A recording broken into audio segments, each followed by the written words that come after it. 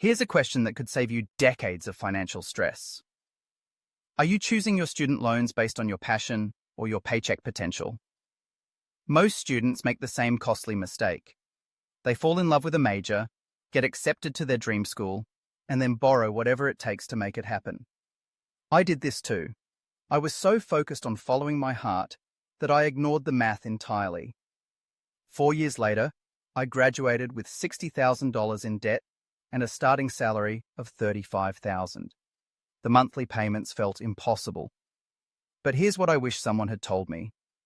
There's a simple formula that takes just 10 minutes to calculate, and it can prevent you from spending the next 20 years drowning in debt.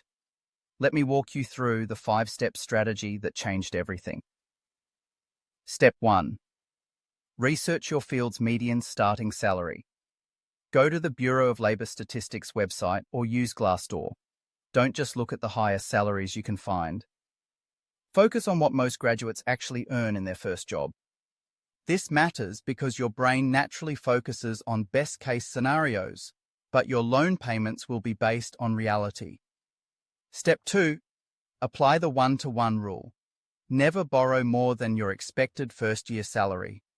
If teachers in your area start at $40,000, don't borrow more than $40,000 total.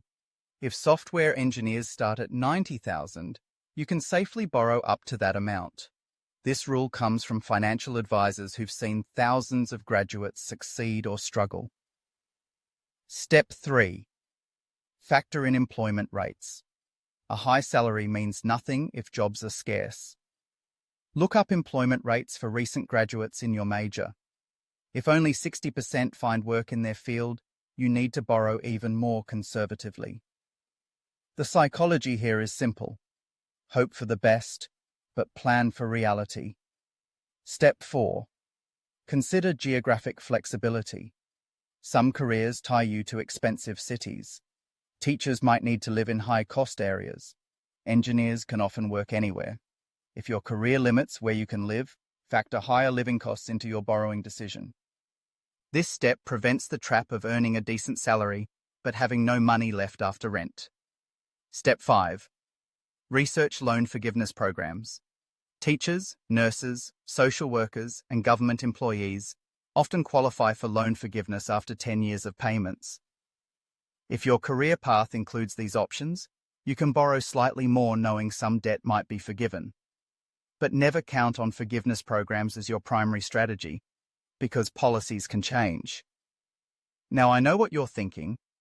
This sounds too restrictive. What if you're passionate about a lower-paying field? Here's the truth I learned the hard way. You can't follow your passion if you're stressed about money every single day. But here's what happened when I started sharing this strategy with friends and family. My cousin used this formula and chose nursing over art therapy. She loves her work, makes $65,000 starting, and borrowed only $50,000. She's debt-free in 6 years instead of 20. My neighbor's son chose computer science over film studies after running these numbers. He still makes videos as a hobby, but now he can afford professional equipment because he's not broke. Here's your challenge.